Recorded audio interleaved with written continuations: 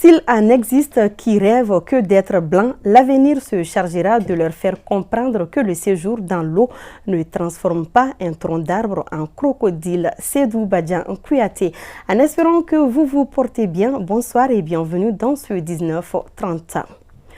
Je le disais au sommaire, fin d'une formation d'une journée sur les impacts de l'exploitation minière artisanale et industrielle sur la localité et sur l'économie nationale. La dite formation a été organisée par l'Association pour la promotion de l'éducation, le développement et la solidarité APEDS en collaboration avec le Centre émergent Mines et Sociétés CEMS. L'objectif est de sensibiliser les participants sur les inconvénients des pratiques d'extraction des mines. Modibo Sidibé a pris part à la cérémonie de clôture. Voici son compte rendu. Durant 3 jours, plus de 180 jeunes issus de toutes les communes du district de Bamako ont été imprégnés des effets de l'orpaillage artisanal sur l'environnement et surtout des avantages de l'exploitation industrielle sur les différentes localités et sur l'économie nationale. L'initiative est à l'actif de l'Association pour la promotion de l'éducation, le développement et la solidarité APDS en partenariat avec le Centre émergent Mines et Sociétés CEMS. CEMS a décidé de venir vers le Mali. C'est un projet régional qui touche déjà le Sahel, qui touche la Guinée, qui touche le Burkina et qui touche le Sénégal. Et nous avons décidé de venir vers le Mali parce que nous savons que quand le Mali est secoué en Afrique de l'Ouest, je crois que c'est toute la sous-région qui est secouée. En partenariat avec CEMS, nous avons organisé cette activité et en vue d'aider la jeunesse à avoir une idée sûre quand même sur l'exploitation minière, artisanale et exploitation industrielle.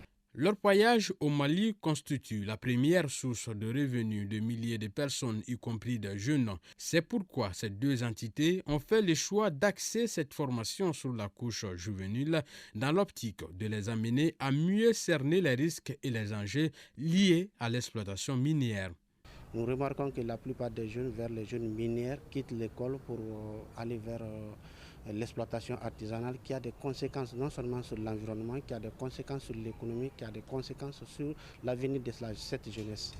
Nous savons que le soubassement du développement, c'est la jeunesse. Et si la jeunesse n'est pas formée, je crois que le pays n'a pas d'avenir. Le maire de Sabali-Bougou espère l'extension de ces projets de formation dans les régions du Mali, toutes choses qui permettront aux initiateurs de toucher le maximum de jeunes dans leur sensibilisation. Qui dit l'exploitation de l'or artisanal, cela dit quand même la jeunesse est là.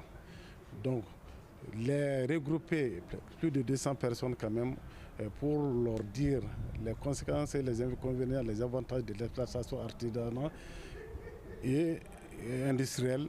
Et j'ai pris le bon Dieu pour que le partenaire financier, qui est le CMS, puisse avoir quand même d'autres opportunités pour que d'autres régions et d'autres collectivités et d'autres communes puissent bénéficier quand même de ces informations qui sont en train de donner en commune 5C.